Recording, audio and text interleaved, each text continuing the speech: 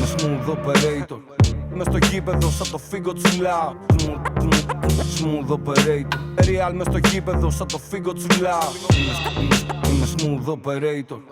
Σαν το φίγκο τσουλάω. Smooth operator. Real μες στο γήπεδο σαν το φίγκο τσουλάω. Λοιπόν, σε γυρνάω πίσω 26 Οκτωβρίου. Είμαστε στην 8η αγωνιστική του πρωταθλήματος. Και είσαι στο -4 από την πρώτη θέση και έχεις ιτηθεί μέσα σε μία εβδομάδα και από τους δύο διεκδικητές του τίτλου. Δηλαδή από τον Ολυμπιακό και από τον ΠΑΟΚ. Έχοντας στον πάγκο σου ένα νέο προπονητή που έχει έρθει μόλις λίγους μήνες. Τι κάνεις? Τι κάνεις, τον διώχνεις? Εγώ ποιος είμαι, τι κάνω? Δεν θα σου πω, δεν θα σου δώσω ρόλο.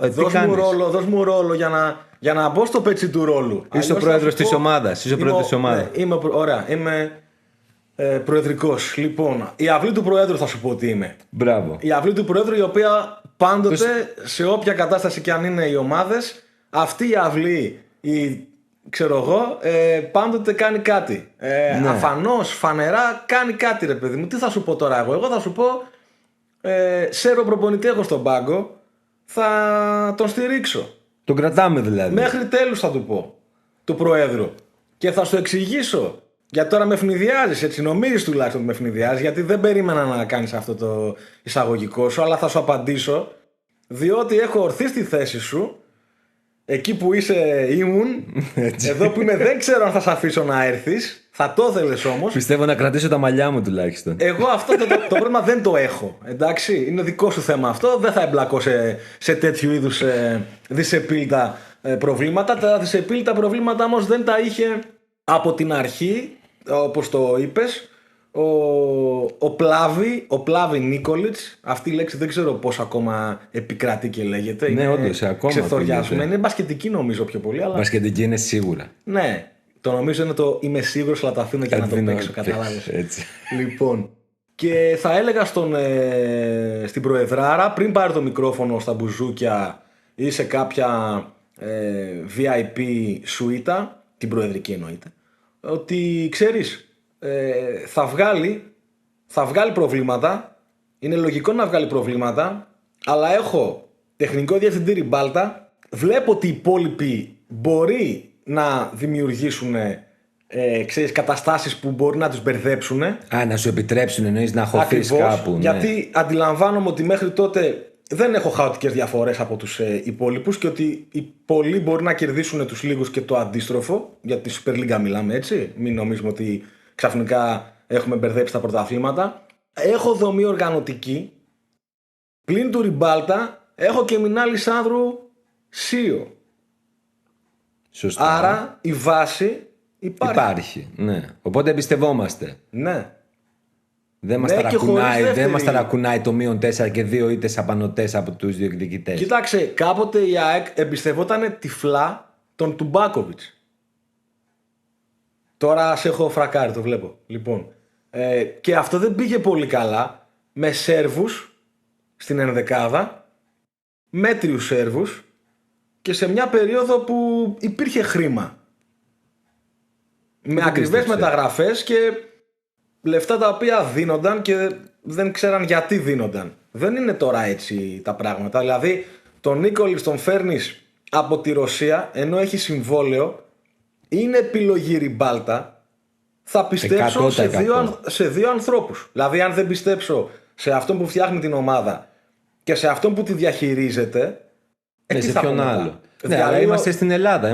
Εγώ γι' αυτό το λέω. Ναι, παίρνω τα κλειδιά, τα καταπίνω και πέφτω και στη θάλασσα. Και βάζω ότι Ηλιόπουλος στην πρώτη του χρονιά με αμφισβήτηση, γιατί έγινε όλο αυτό που έγινε με Αλμέιδα, που δεν ευθύνεται ο Ηλιόπουλος, αλλά το χρεώνεται, θα το χρεωθεί. Και το χρεώθηκε. Έγινε όλο αυτό, 0-6 στα play-off, ακολουθεί, φέρνει ο Νίκολιτς, έρχονται τα δύο πρώτα ντέρμπι, χάνω από τον ένα, χάνω και από τον άλλο στο -4, αλλά θα ήσουν πολύ καλός για πρόεδρος, γιατί θα έκανες,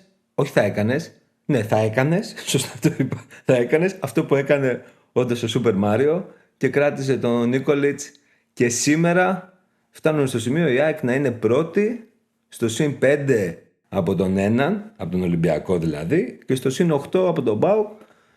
Και να είναι νομίζω το ξεκάθαρο φαβορί για τον τίτλο. Όσο ακολουθούν, έχουμε ακόμα 4 αγωνιστικές μέχρι το τέλος.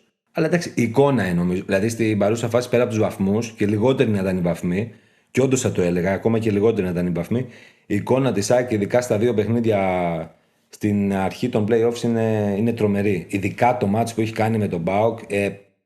Δεν έχει δει αντίπαλο η ΑΕΚ να πατάει περιοχή και να εκτελεί στην περιοχή.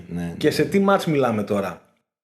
Και για να μην βάλουμε ακόμα στη συζήτηση ότι προηγήθηκε το ευρωπαϊκό με τη Ράγιο, αλλά πριν πάμε σε αυτά, τα πολύ ωραία έτσι που πας να με έχεις βάλει από νωρίς στην πρίζα, θα σου πω ένα πολύ ακαδημαϊκό ερώτημα. Πώς νιώθεις που πλησιάζεις με το κεφάλι στο κουβά, αν θυμηθούμε το δεύτερο επεισόδιο που είπα ότι η ΑΕΚ...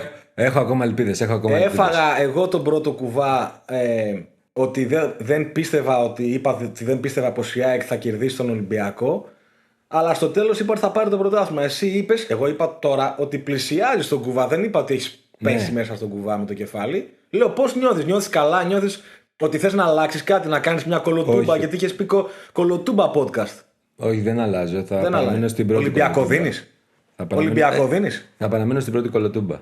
Μόνο και μόνο τον εγωισμό. Όχι, δεν το πιστεύω. Τότε τι είπες, παραδέξου ότι. Δεν το πιστεύω. Στην παρούσα φάση δεν πιστεύω. Όχι ότι το ξεγράφω. Κοίτα, δεν το ξεγράφω.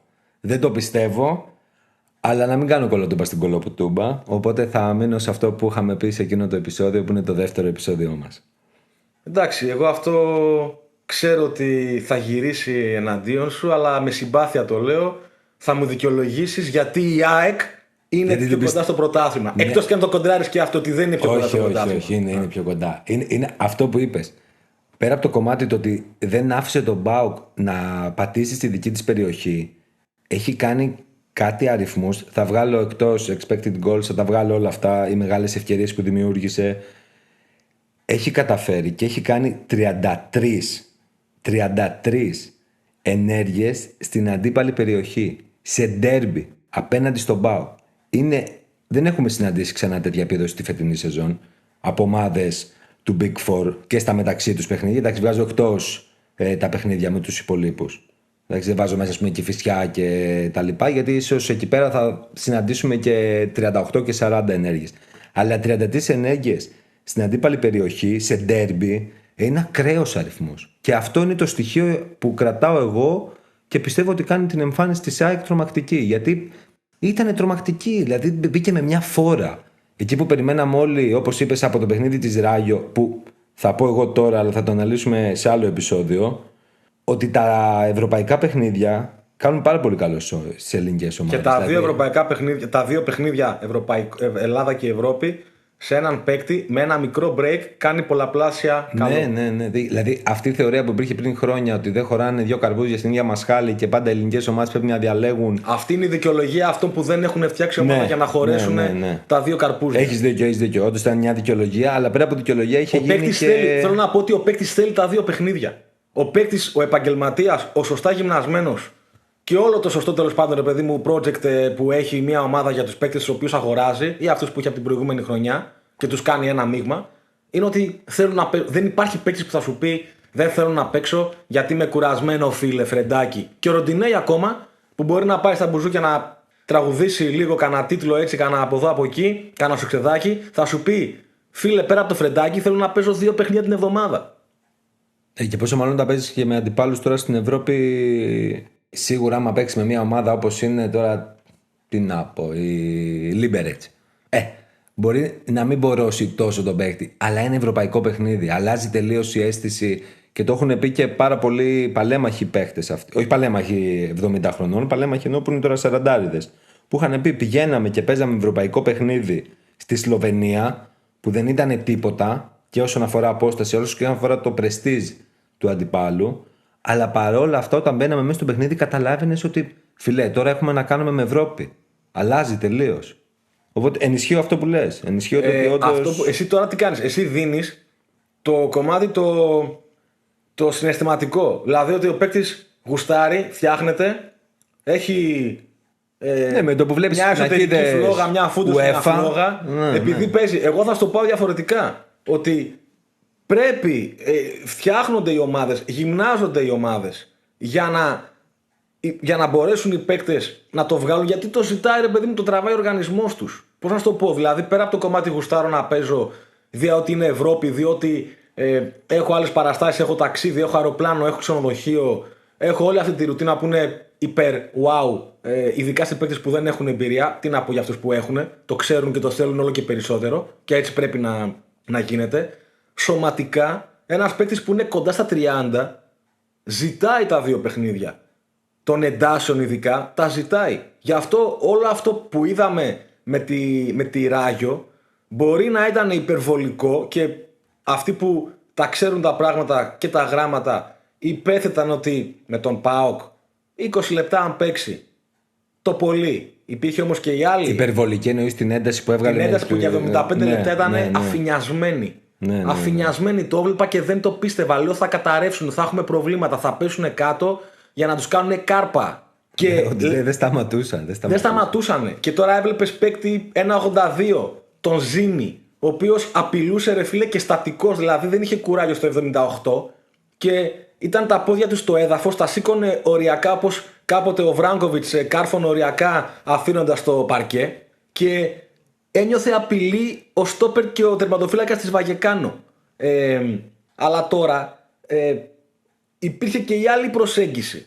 Μπορεί να νόμιζαν πολλοί ότι ξέρεις θα καταρρεύσει η ΑΕΚ, αλλά υπήρχε και η προσέγγιση αυτών που λέγανε τι, ότι εάν στο 30, στο 35 έχει αυτά τα τρεξίματα και αυτό το είναι σαν dominator, ας πούμε, η ΑΕΚ στο παιχνίδι, θα ρίξει 3 γκολ στον ΠΑΟΚ. Και χρονικά δεν συμπίπτουνε, δεν βγαίνουν τα νούμερα χρονικά, βγαίνουν όμως τα 3 γκολ σε μεγαλύτερη έκταση αγώνα.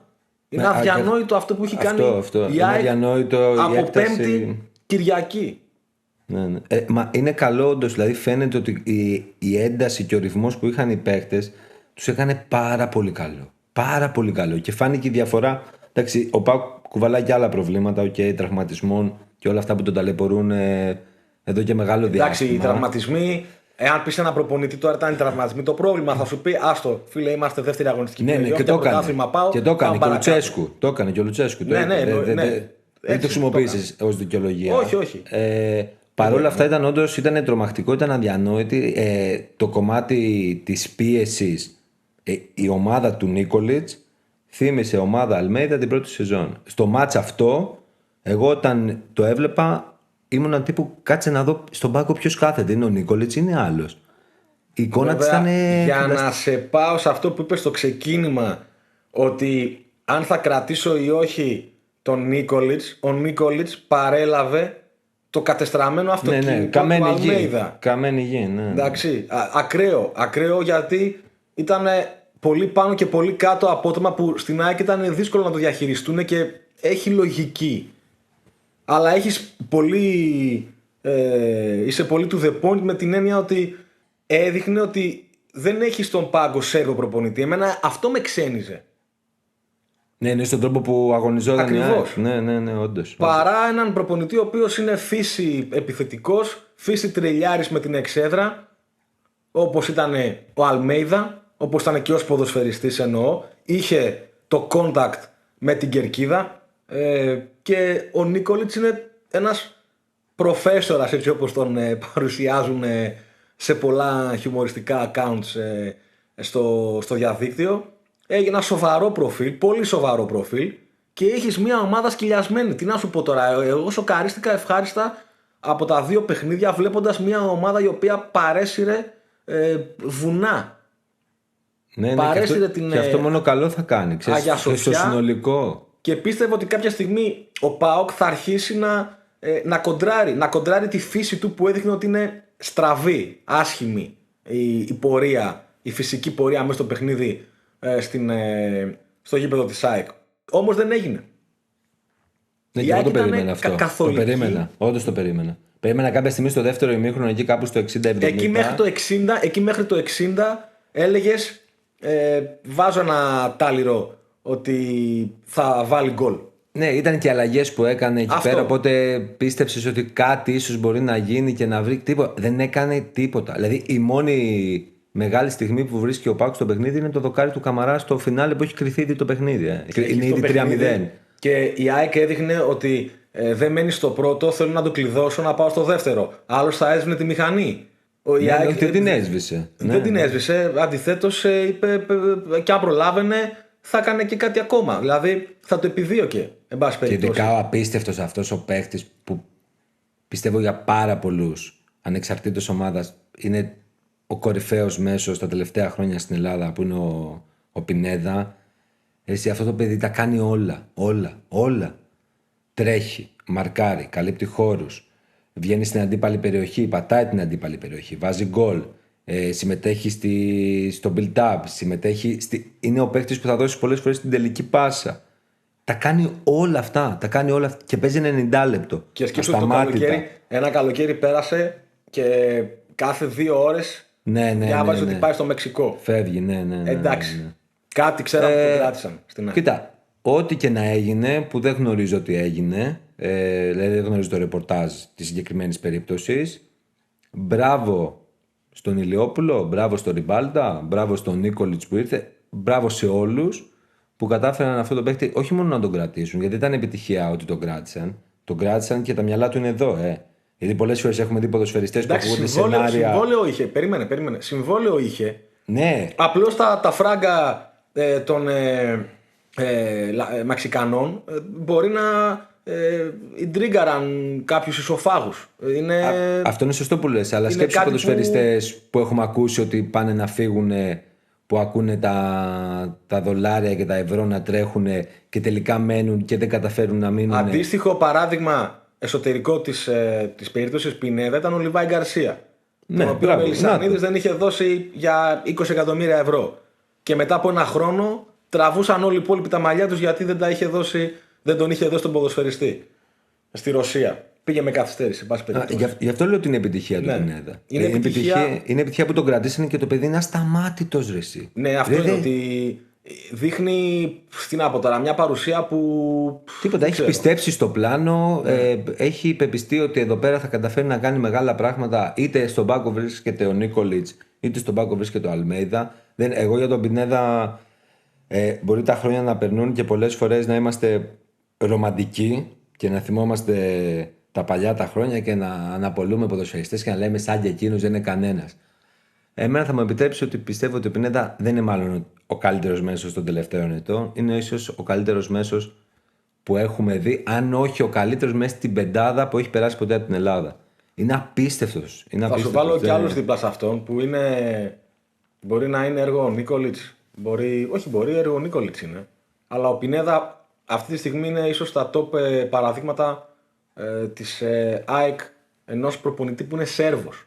Ξαναλέω. Σέρβος. Δεν χτίστηκε η ομάδα στον Γιόβιτς, ας πούμε. Είχε τον Λιούμπισιτς και τον έκανε στην άκρη. Είχε τον Σιμάνσκι και τον έκανε στην άκρη. Τον Γκρούγιτς. Εντάξει, βέβαια ο Γκρούγιτς είναι άλλη περίπτωση. Είναι διαφορετική περίπτωση. Αλλά τον έκανε στην άκρη. Ναι, τον έκανε στην άκρη. Τον έβαλε, έφαγε γιούχα ο Γκρούγιτς. Ο Γιόνσον τον έκανε αμέσως. Δηλαδή δεν του είπε κανείς κάτι. Τον άφησαν να κάνει αυτό που πίστευε ότι πρέπει. Ναι. Μα ξεκίνησε με το μάνταλο εξάρι. Ναι. Στα προκριματικά έπαιζε με το μάνταλο εξάρι. Ναι. Αλλά μέχρι στιγμής η ΑΕΚ και ο Νίκολιτς και ο Ριμπάλτα, θέλω να πω για το Ριμπάλτα κάποια πράγματα, δεν τον βγάζω από το όλο πλαίσιο. Δηλαδή όλο να το παίρνει την κρέμα ο προπονητής και οι υπόλοιποι στην άκρη. Η ΑΕΚ δείχνει ότι πάει να πάρει όσα της ανήκουν, δείχνει ασταμάτητη σε αυτή τη διεκδίκηση του πρωταθλήματος, αλλά πάει να πάρει αυτά που έχει διεκδικήσει, αυτά που έχει μάλλον, όχι διεκδικήσει, που έχει χτίσει, που έχει χτίσει, που έχει παλέψει και τα διεκδικεί μέσα στην πορεία. Που όπως το είχαμε πει και πριν από μερικές εβδομάδες στο El Cairo Podcast, ότι είναι το outsider. Δεν την υπολόγιζαν στο ξεκίνημα, στο πολύ ξεκίνημα. Μετά μάλλον οι πάντες κατάλαβαν ότι κάτι γίνεται εκεί. Αλλά για να το συνδέσω και να σε πάω λίγο πάλι πίσω με τον Πινέδα, υπάρχουν ποδοσφαιριστές, βλέπε Κοϊτά, στην αφάνεια μια σεζόν, πέρσι, που αυτή τη στιγμή αν τον πουλήσει η ΑΕΚ θα πάρει τα χρήματα που δεν έδινε ο Μελισσανίδης τον Λιβάη. Δηλαδή μιλάμε να πούμε για το Ζήνη, δανεικός, λεβαδιακό, εντυπωσιακές εμφανίσεις, σε παίρνω, σε επαναφέρω στην ομάδα και δείχνεις ότι έχεις την επίθεση ένα ποδοσφαιριστή 23 χρονών, ο οποίος ρε φίλε είναι ένα τζαρτζάριστος. Δεν πέφτει. Ναι, τρομερό. Εμένα ο διασκελισμός του μου έχει κάνει. Ναι, εκεί θα σε πήγαινα τώρα. Ότι δεν είναι ο παίκτης που περιμένει την μπάλα και σμπρώχνεται και ό,τι Δεν γίνει. είναι τετέι. Όχι, βγαίνει. Ο Τετέι τώρα μου κάνεις το άλλο. Δηλαδή, στη σύγκριση Ζήνη και Τετέι θα βγάλω προσωπικά, θα σηκώσω, δηλαδή αν ήμουν εγώ διαιτητής και είχα δίπλα μου Ζήνη και πιο δίπλα με τα μου, γάντια. με τα γάντια, ναι. θα κρεμούσα το μετάλλιο σήμερα που μιλάμε στον Ζήνη. Διότι είναι δουλεμένος, είναι γυμνασμένος. Ο Τετέι μου δείχνει στάσιμος, αγύμναστος. Εντάξει, επιδιώκει την περιοχή, έχει το τρέξιμο, λίγο στην ουσία τον θέλω παραπάνω. Ναι, κρατάω μια πισινή με τον Τετέι λόγω ομάδας. Και συνθήκης ομάδας εννοώ, κατάλαβες. Συμφωνώ. Όπως είναι αλλά... ο Παναθηναϊκός με τα 1002 προβλήματα κτλ. Ναι, οκ. Εγώ το δίνω τώρα λίγο βεβαιασμένα. Ναι. Όχι, συμφωνώ σε αυτό που λες. Επειδή τον ανέφερε στον Τετέι, το είχα ξεχάσει, θέλω να το πω, μου το υπενθύμησες.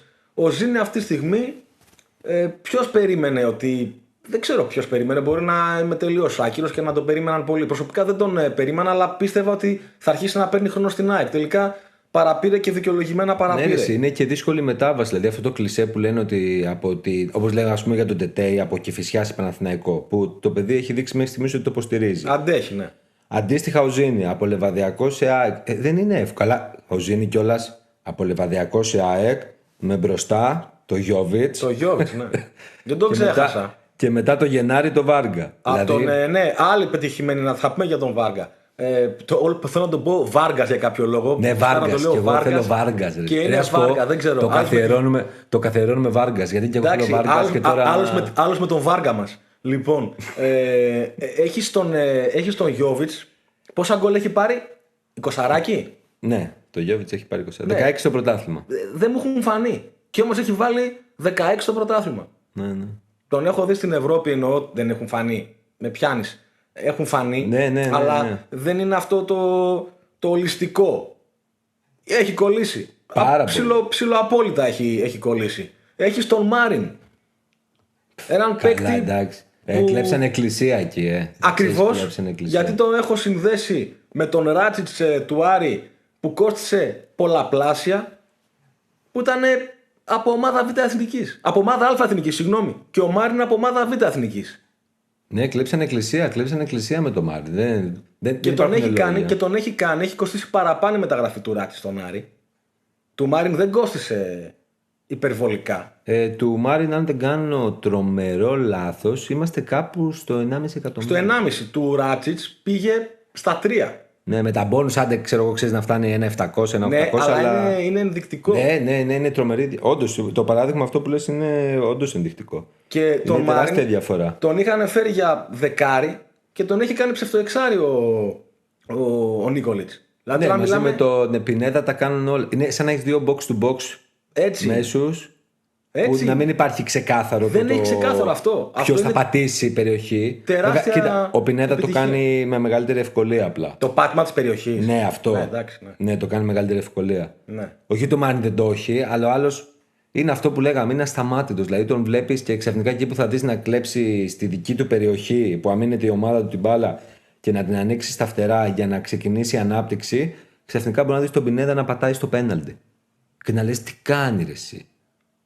Και δεν είναι μόνο ότι κάνει ότι φτάνει μέχρι εκεί. Και θα μου πει ο άλλο παίρνει και ένα κεντέρι και τρέχει. Δεν λέμε αυτό. Λέμε ότι φτάνει και όταν θα φτάσει εκεί πέρα έχει το καθαρό μυαλό είτε να εκτελέσει είτε να δώσει την πάσα στο συμπαίχτη του και να κάνει την τελική πάσα και να γίνει γκολ είτε και να μην γίνει γκολ. Σημασία έχει ότι είναι εκεί. Είναι πάντα εκεί.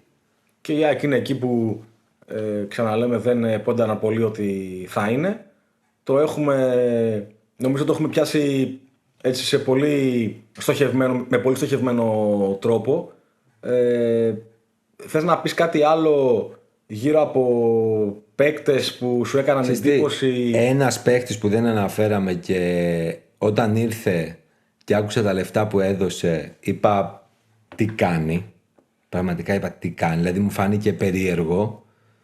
Είναι ο Ρέλβας. Εσύ το πήρε με 3-3,5 εκατομμύρια από την Πορτογαλία, από τη Μορεϊρένσε, όχι από την Γκιμαράες, με συγχωρείς. Και τώρα ένα παιδί το οποίο, ξέρεις, βλέπεις ένα ψηλό παιδί. Έχω και λίγο τρέλα, όπως γνωρίζεις, και μπορεί να έχουν καταλάβει και οι φίλοι μας πολύ γρήγορα με τους αριθμούς. Λίγο ξέρεις να δω, καλός στο ψηλό παιχνίδι, με κερδισμένες μονομαχίες πολλές. Και έρχεται και το παιδί είναι. Εγώ τον παρεξήγησα. Ναι, και εγώ τον είχα παρεξήγησει, δεν τον πίστεψα. Δεν τον Πίστευα πίστεψα ότι το μόνο καθόλου. που κάνει να ξέρει να κάνει να διώχνει. Ναι.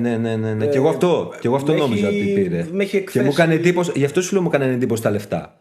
Γιατί και το παιδί δεν κάνει αυτά. Εννοείται. Δηλαδή, η ΑΕΚ έχει την τύχη να έχει και το Μουκουντή. Το Μουκουντή τον αναφέρουμε γιατί είναι και από τα προηγούμενα χρόνια και ο κόσμος τον έχει δει, ξέρει τι περιμένει από εκείνον. Που είναι φανταστικός και εκείνος. Σε όλα τα επίπεδα που χρειάζεται να μπει μέσα στο παιχνίδι. Δηλαδή είναι ότι είναι καλός όσον αφορά να είναι ένας αμυντικός όταν η ομάδα παίζει σε χαμηλά μέτρα, αλλά ακόμα και όταν η ομάδα παίζει σε ψηλά μέτρα, παρότι το σουλούπι του Μουκουντή είναι λίγο, ξέρεις, νομίζω ότι είναι βαρύς. Ναι, βαρύς, λίγο το καταφέρνει. Έχει και κάποια κουβαλήματα μπάλας που δεν τα περιμένεις. Και έρχεται ο Ρέλβας δίπλα του και κουμπώνει. Έχει και ανεβάσματα ο Μουκουντή. Έχει κάποια ανεβάσματα που όταν τον βλέπω λέω τώρα θα γίνει το λάθος, τώρα θα την κλέψουνε, τώρα. Άκου τώρα τι μου και αυτός με διαψεύδει. Μου ήρθε ένα φλας. Όταν πήγε ο Μέλμπεργκ στον Ολυμπιακό και θα σου πω γιατί κάνω αυτή τη σύνδεση. Πήγε ο Μέλμπεργκ. Είχε δίπλα του τον Αβραάμ. Το γνωστό Αβραάμ Παπαδόπουλο. Ο Αβραάμ Παπαδόπουλος πριν Μέλμπεργκ και μετά Μέλμπεργκ δεν έχει καμία σχέση. Έμαθε δίπλα του. Καμία σχέση. Ρε εσύ, όταν ένα κεντρικό δίδυμο δεν είναι μόνο ότι ενώνει ο ένας τον άλλον, είναι και το πώς κολλάνε τα στοιχεία τους. Δηλαδή τα στοιχεία του Ρέλβας με τα στοιχεία του Μουκουντή δέσανε. Και γι' αυτό πιστεύω ότι, όχι ότι δεν είναι καλός παίκτης, εννοείται ότι είναι καλός παίκτης ο Ρέλβας, αλλά ότι δίπλα στο Μουκουντή αναδείχθηκε ακόμα περισσότερο. Για μένα μεταγραφή Μαρίν και Ρέλβας είναι κλέψιμο εκκλησίας. Και επίσης... Ειδικά ο Μαρίν που αναφερόταν και για άλλες ομάδες του Big Four, και δεν τον πήρανε.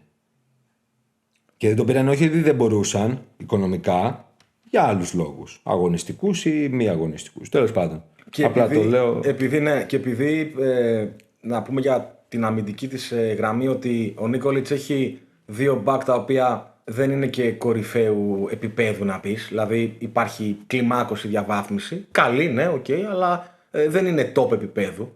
Είτε ο Ρώτα είτε ο Πίλιος.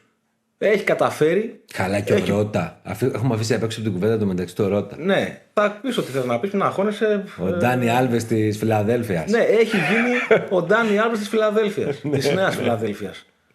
Και έχουν καταφέρει και οι δύο να δώσουν έναν επιθετικό τόνο, κάποια οργώματα από τις πλευρές που κάθομαι, τους χαζεύω και αναρωτιέμαι αν. Δεν ξέρω.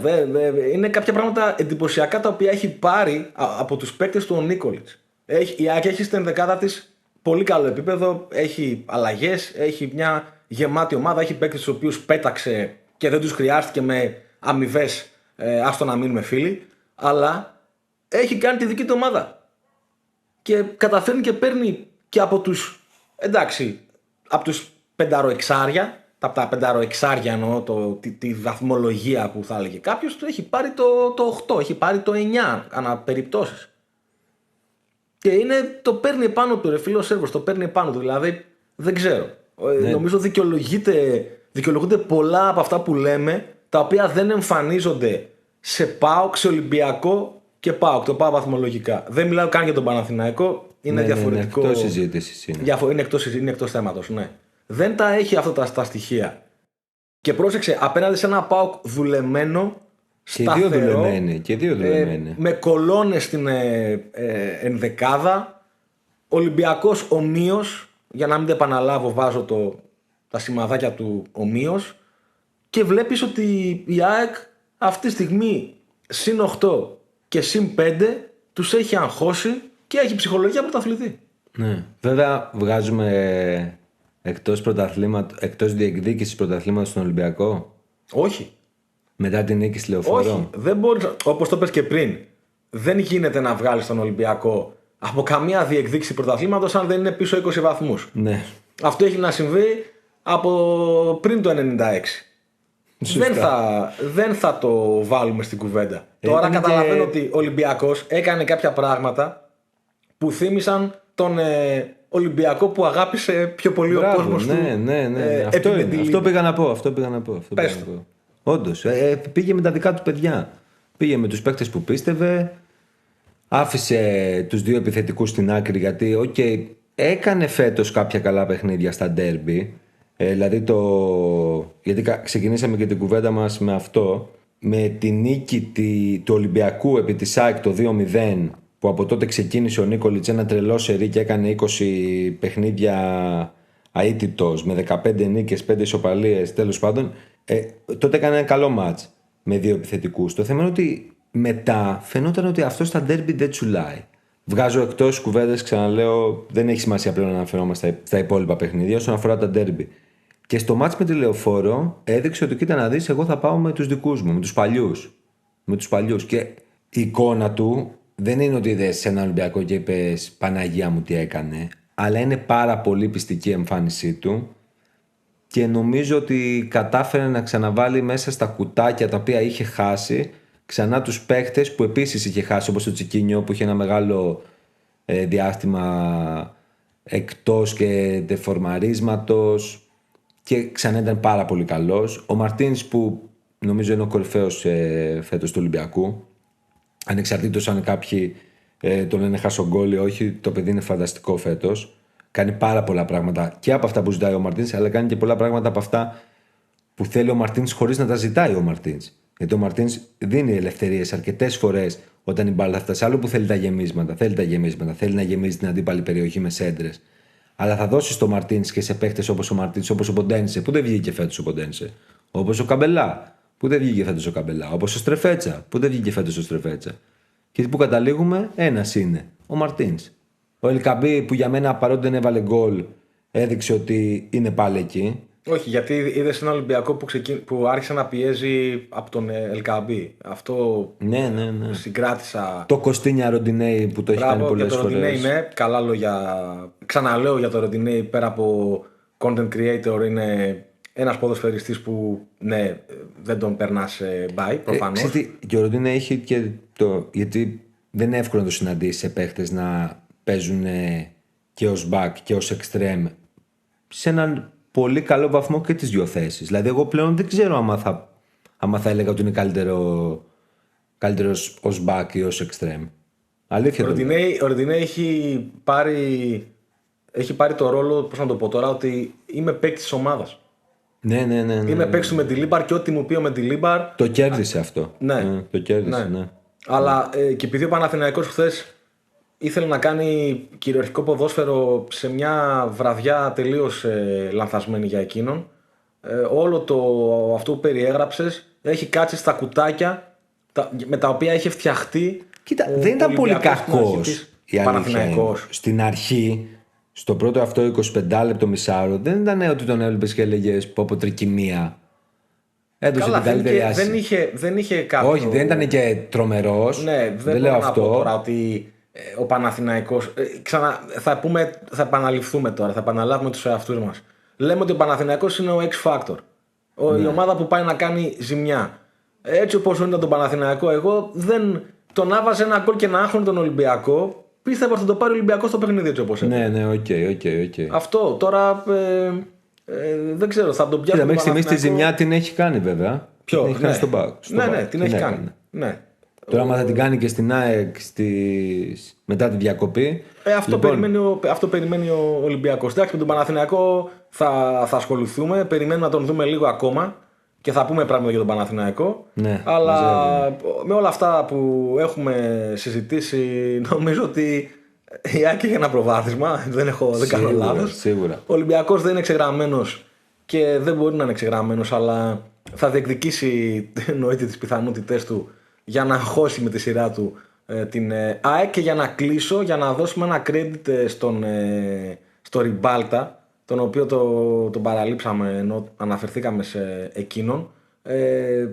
Είναι γουστάρω προσωπικά το να βλέπω μια ομάδα η οποία δίνει χώρο σε τεχνικό διευθυντή, τον εννοεί το χώρο που δίνει, δεν του κάνει πλάκα, δεν του κάνει καψόνι. Αυτό είναι. Έχεις όπως πρέπει ένας πραγματικά να κρίνεται ένας τεχνικός διευθυντής φέρνοντας τον προπονητή. Δεν σημαίνει κρίση, κριτική, φέρνω τον προπονητή και μετά βάζω τις πιζαμούλες μου και πάω για έπνο. Έχει κάνει και άλλα πράγματα. Διέλυσε τη β' ομάδα της ΑΕΚ. Και είπε ότι με πόνο το κάνω, αλλά ήθελε να δείξει τον Ηλιόπουλο ότι κάποιοι για αυτό το θέμα των νεαρών παικτών και το πώς λειτουργεί η β' ομάδα τον συμβούλευαν λάθος. Τους εξέθεσε. Θα δούμε ποια θα είναι η συνέχεια με τη β' ομάδα. Πιστεύω και Άκη και Παναθηναϊκός Παναθηναϊκός θα το πιάσουμε και αυτό, ναι. Θα ξαναφτιάξουν και οι δύο. Είναι άλλο κομμάτι, επίσης όμως αξιοπρόσεκτο και αξιομνημόνευτο.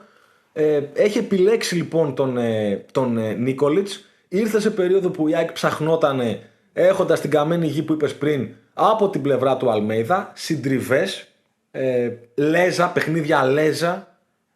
Αλλού περίμεναν να βρεθούν και αλλού βρέθηκαν. Υπήρχε αυτό το ψάχνω να βρω σε ποια διάσταση ακριβώς βρίσκομαι.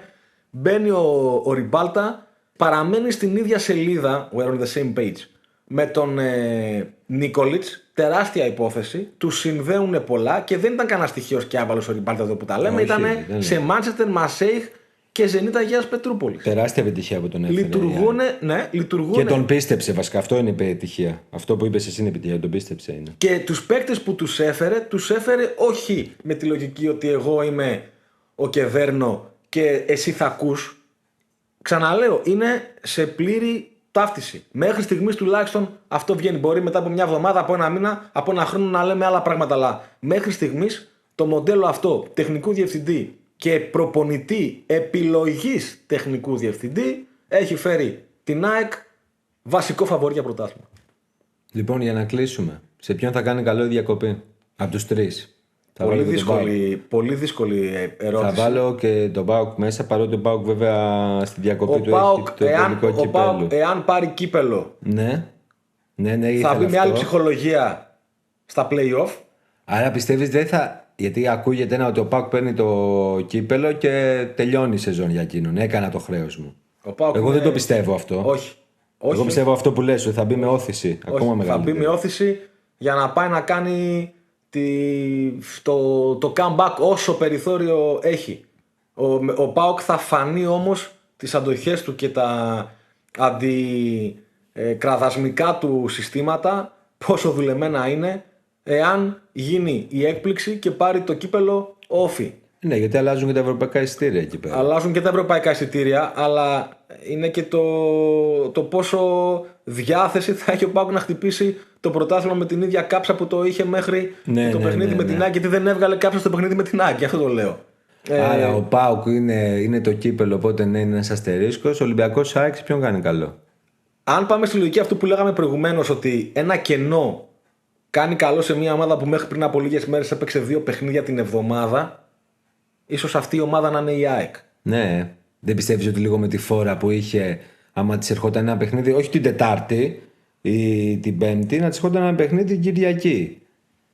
Όχι, θα σου πω ότι δεν είναι κακό η ΑΕΚ να κάνει ένα break. Ναι, μια αποφόρτιση. Ναι, μια αποφόρτιση. Ναι. Είναι το τόσο όσο σε αυτό που έχει στο μυαλό της, νομίζω, όλος ο οργανισμός της ΑΕΚ.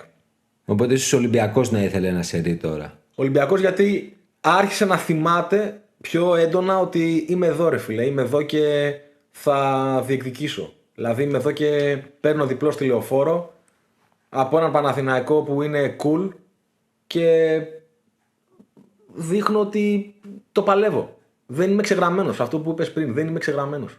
Είναι δύσκολη ερώτηση που κάνεις. Θα γίνουμε μετά χριστοπροφήτες, απλώς έχουμε πει και κάποια πράγματα καταβολικά. Ναι.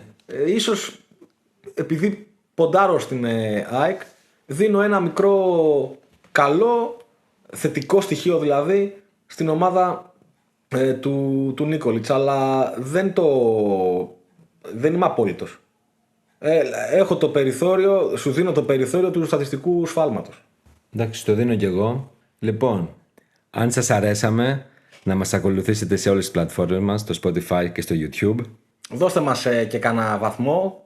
Καλό κάνει. Βοηθάει τον αλγόριθμο να μας δουν περισσότεροι άνθρωποι, να βγούμε προτινόμενοι, όχι για αποχώρηση. Έτσι, να μεγαλώσει η παρέα στο καφενείο του Ελκάιρο. Θέλουμε και σχόλια, θέλουμε να μας κοντράρετε, θέλουμε να μας κάνετε κριτική, καλή ή, εν πάση περιπτώσει, αυστηρή κριτική, και τα λέμε Στο επόμενο επεισόδιο. Τα λέμε Ελκάιρο.